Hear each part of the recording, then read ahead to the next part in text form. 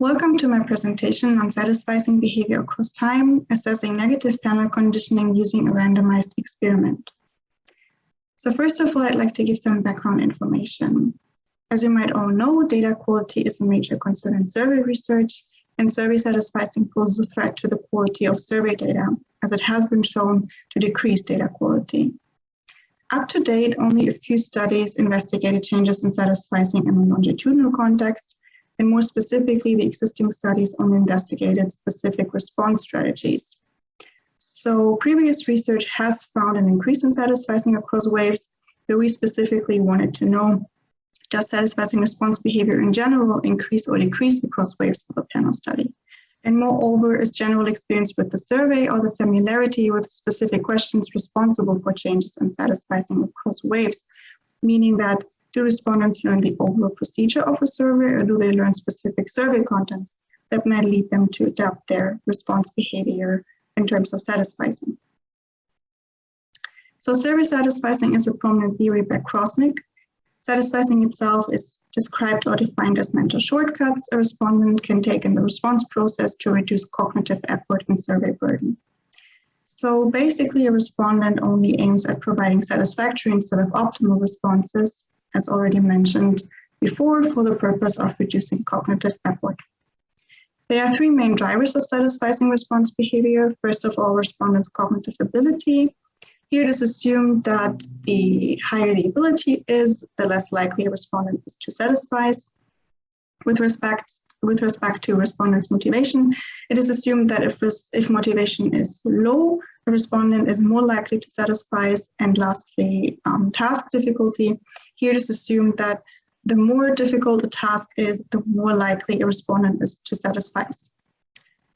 There are a few examples of satisficing response strategies. Amongst them are selecting first response options, selecting don't know options, and agreement with statements, which is also known as acquiescence. We formulated two main hypotheses, two contradicting hypotheses. The first hypothesis assumes that respondents show increasing levels of satisficing across panel waves as they learn to make shortcuts within the response process. And the second hypothesis assumes that respondents show decreasing levels of satisficing across panel waves as they become more familiar with the survey process and find it easier to answer questions. So the second hypothesis clearly aims at task difficulty as an underlying mechanism, assuming that tasks become less difficult over the course of a study, and therefore respondents show less satisficing. The first hypothesis aims at the mechanism of respondent motivation, which we assume to decrease across waves. Now to our data.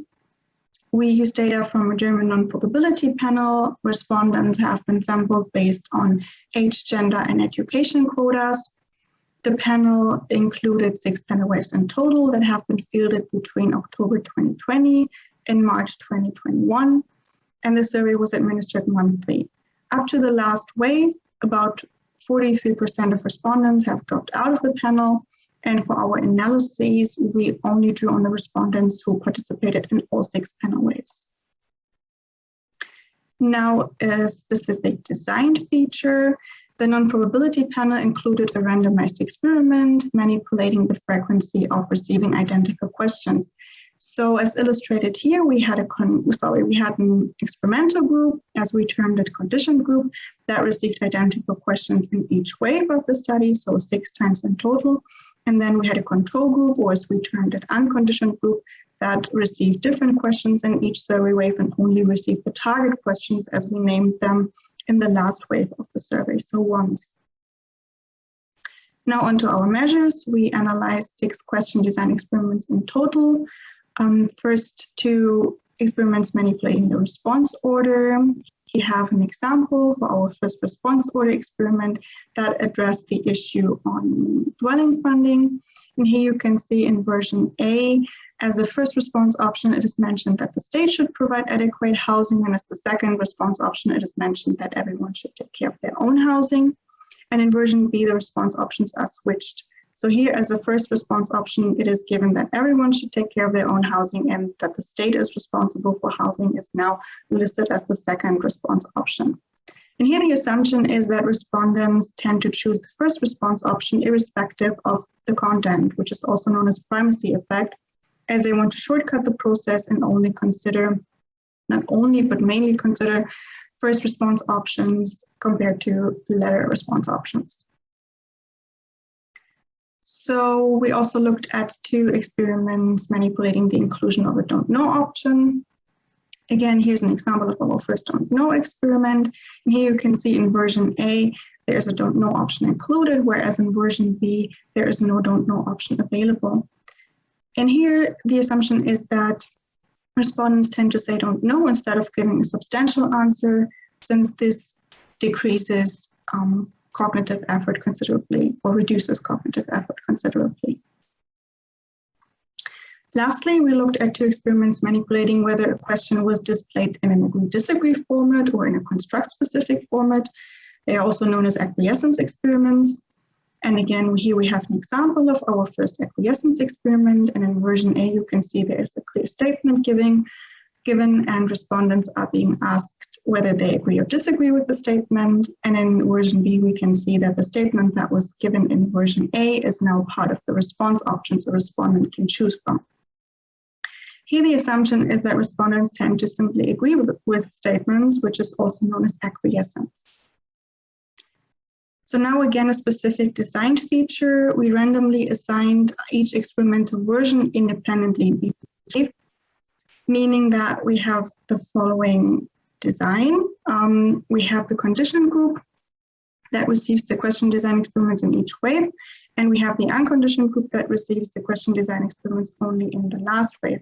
However, in the condition group, a panelist does not receive the same experimental version in each single wave. Instead, they can receive different versions throughout the study. So, for example, panelist 1 receives a response order experiment version A 3 times and the version B 3 times as well. Or he or she receives the don't know experiment version B 5 times and the don't know experiment version A only once over the course of the study. So as a result, we cannot indicate a change in satisficing within a subject across time, but we will analyze it on an aggregate level, so as a comparison between subjects and between groups. Now on to the results.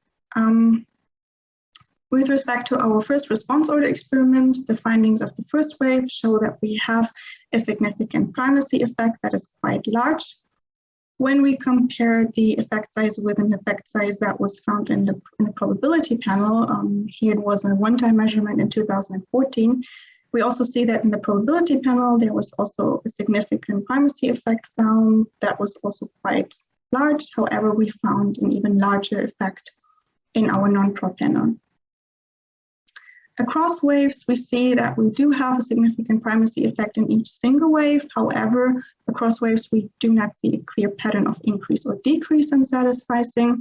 It might seem to decrease. However, there are certain waves in which satisficing or in which the primacy effect increases in comparison to the preceding wave. So overall, no clear pattern in increase or decrease. Also, when we look at the comparison between the conditioned and unconditioned group, again, the conditioned group receives the question design experiments in each wave, and the unconditioned group receives the question design experiments only in the last wave. And when we look at the comparison between the two groups, we did not find a significant difference, which leads us to assume that a change in satisficing is not due to content learning across waves. So now our second response order experiment here, we do not find a significant primacy effect in single waves apart from wave 4. However, again, across waves, we did not find a clear pattern in increase or decrease of satisficing. And again, when we look at the comparison between conditioned and unconditioned, we did not find a significant effect.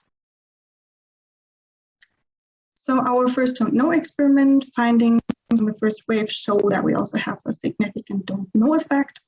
When we compare the effect size again with the effect size found in the probability panel, we see that the probability panel also found a significant don't know effect. However, the effect in the probability panel was larger as the effect that we found in the non-probability panel.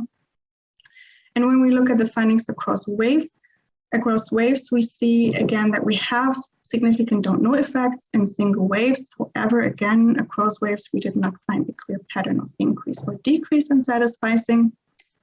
And again, when we look at the comparison between conditioned and unconditioned group, we did not find a significant difference between the groups. Now, our second don't know experiment.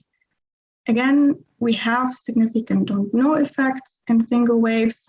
When we look at the overall picture, we do not see an overall increase or decrease in satisficing. And again, the comparison between the conditioned and unconditioned group was non-significant. Lastly, our acquiescence experiments. Our first experiment and the findings on wave 1 show that we have a significant acquiescence bias.